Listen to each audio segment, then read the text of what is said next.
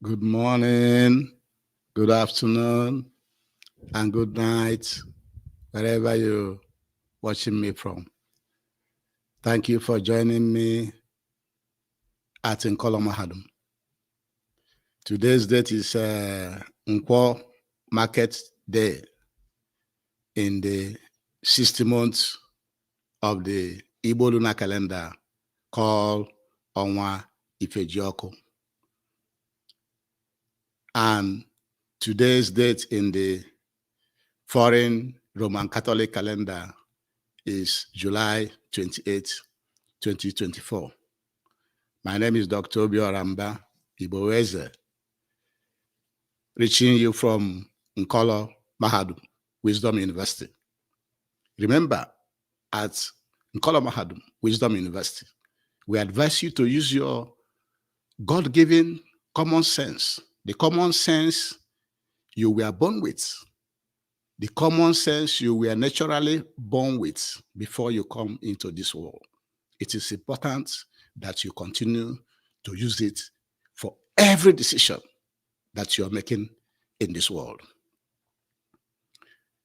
Today's lecture, the title of today's lecture is that the Tinubu government offer, the offer of 70,000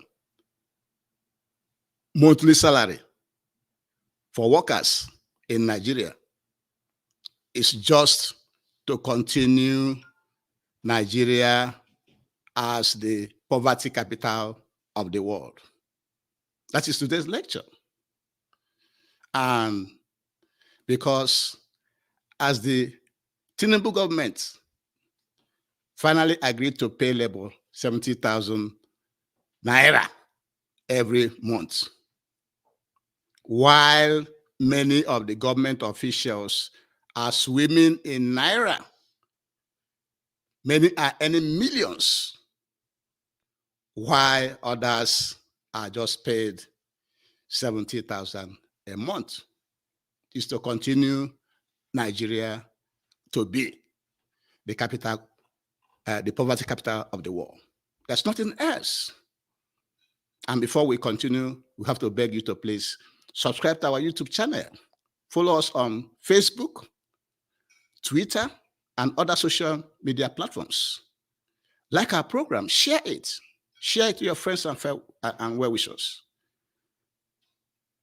Going forward, we have to go back to history and let you know the most important protests that have happened in Nigeria and the results, the benefit from that protest. The first one is the Aba Women's Riot of 1929. Why did the women in Aba riot? They rioted against the colonial British government imposition of taxes on women. And in that riot, 50 women was killed, and many were also injured. The benefits from that riot, the government abandoned the tax they wanted to impose on the women. The second riot or strike is the Enugu coal miners strike in 1949. The Enugu coal miners were striking against the government injustice, the British government injustice, maltreatment, underpayment, and other things against the British government. And what happened? In November 18, 1949, about 21 coal miners was killed by the British colonial police, wounding about 51 of them. What happened? The benefit of this strike is that it fueled the independence struggle, which was later achieved in 1960. The third riot that is very popular in Nigeria was the Ali Must Go 1978 riot.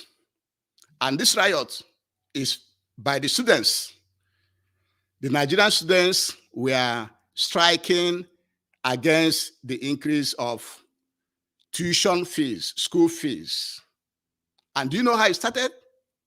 It just started after a speech by the then Minister of Education, Colonel Ahmadu Ali.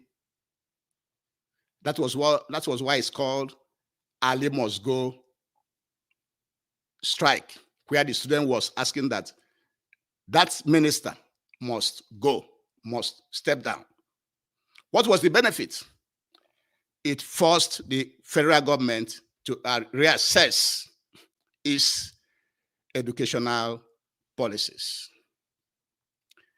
The fourth notable strike in Nigeria was the one they called Occupy Nigeria of 2012.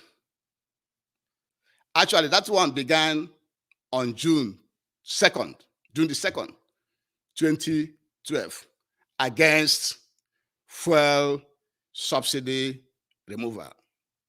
And what was the benefit? The benefit was that the government reinstated partial subsidy, which means the government did not remove the fuel subsidy just like the Tinubu's government did. They didn't remove all of them. And then the fifth riot, notable riot in Nigeria, is the N70 protest of 2020 against the Special Anti-Robbery Squad, SARS, of the Nigerian police. What was the benefit? The government said they disbanded the SARS on October 2nd, 2020. But the riot continued, demanding for more things, which led to the Lekki Toll Road massacre on October 20, 2012, resulting to multiple deaths and injuries. And then this last strike by the Nigerian Labour Congress, which happened just this year, June 3rd, 2024. What were they asking for? That things are hard in Nigeria, that their salary have to be increased. What was the result? The result is that the Tinubu administration offered, and they agreed to their offer of 70,000 naira minimum wage.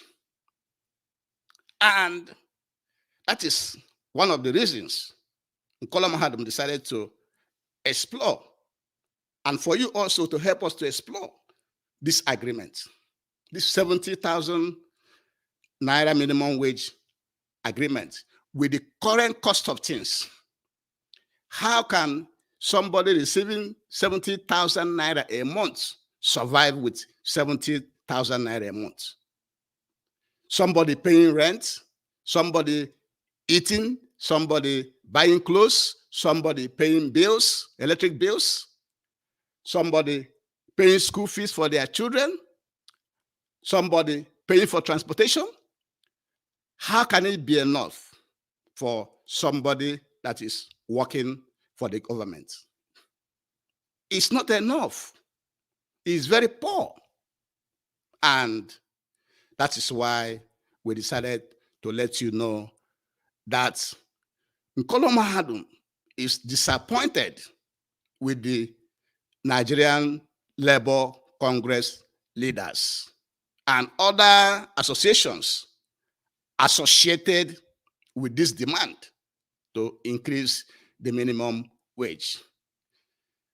Column Adam is of the opinion, we have been on the opinion that the minimum wage in Nigeria today should not be less than 150,000 naira at least. That's what the minimum wage should be. And for the NLC leaders to accept this 70,000 offer from the current president is very, very, very bad for the people. And so, what is the solution? The solution to always begging somebody to increase your salary is to tell the creator of Nigeria, the British government, who created Nigeria, who is running Nigeria, to leave us alone, to decentralize the system, decentralize the Nigerian Labour Congress, bring it down to the villages. After all these companies and offices should be in the villages and towns. Everybody should come down to the villages and towns. Leave Abuja. Why should we have a structure, colonial structure in place that puts somebody where production is not occurring? How many productive activities is happening in Abuja? Everything should be decentralized to the localities, to the villages, to the families who own the land and resources.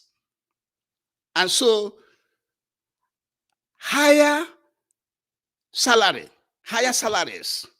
be it 500,000, be it 1 million, be it 200,000, should be paid on the village level. That's how to decentralize the system to make it workable and beneficial to the masses. Because everybody comes from a village, everybody comes from a town, and this is where the resources are. So why must we create an artificial structure in Abuja or somewhere in one kind of state capital and say that this is where we have headquarters? No, the headquarters should be in the villages where the resources are produced, where the companies are, where the government offices are. That is how to solve, one way to solve this problem. In fact, the best way to solve it is to decentralize all the production and workers into the villages. That's how you will do it. Another thing you have to do is to decentralize the Nigerian security apparatus. Decentralize them to come and be protecting the companies and the resources in the villages and the cities and towns than staying somewhere in Abuja or protecting individuals. It shouldn't be the case. The security system in Nigeria should be deployed in the villages to protect the people. The people reside in the villages and towns. There's no geographical location without villages and towns. And that's where the security forces should be, to protect the companies and the resources and the people working in them. That is the solution to all this problem of begging somebody who is not producing anything, or somebody arrogating himself to a colonial structure and then be in Abuja or be in state capital demanding to be paid from the sufferings of people in the villages. And Colum Adam think that that is a wrong approach. And before we conclude this lecture, we have to beg you please to subscribe to our YouTube channel. Follow us on Twitter, Facebook, like our program, share it. Share it to your friends and well-wishers and to your family members, because that is what you have to know. So what you have to take away from today's lecture is that there have been so many riots in Nigeria, and some achieved what they are intended to achieve, like the Aba women's riots It achieved that one. The Enugu coal miners led to independence after all. The Ali must go riot, the government changed their educational policy. The Occupy Nigeria of 2012, the government also reinstated partial subsidy. And the NSAS, the SARS was dissolved, but was replaced by another terrible police force. Because in this NSAS protest, okay, from 2020 to today, 2024, what have changed in the way that the police is working in Nigeria? It has even gotten worse. Nothing has changed. And so the Nigerian Labour Congress strike, the one that just occurred this June 3rd, did not provide any tangible thing. The only thing it's provided is that the leaders of the protest was not prosecuted. And then they agreed to this poor 70,000 naira minimum wage for Nigerians. It is a continuation of poverty. It is a condition. It's a continuation of making Nigeria the poverty capital of the world. Because this 70,000 minimum wage cannot do anything for anybody. It's just going to continue to perpetuate poverty. And Nkola Mahadum is calling on the Nigerian Labour Congress leaders to direct their annoyance to Britain.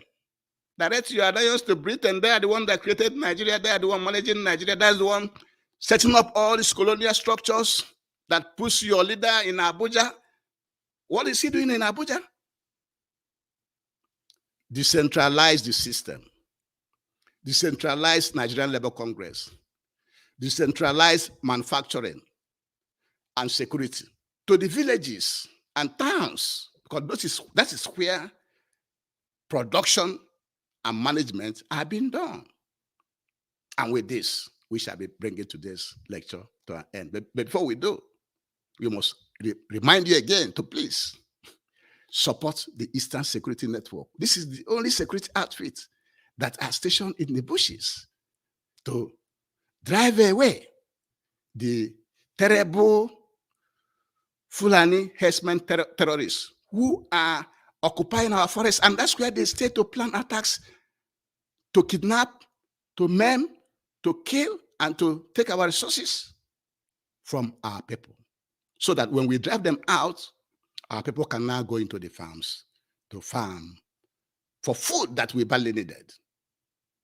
If you haven't started, please start right away. And with this, we shall be bringing today's lecture to an end. Again, my name is Obi Oramba. Thank you very much for being with us today. Have a nice day. Bye-bye.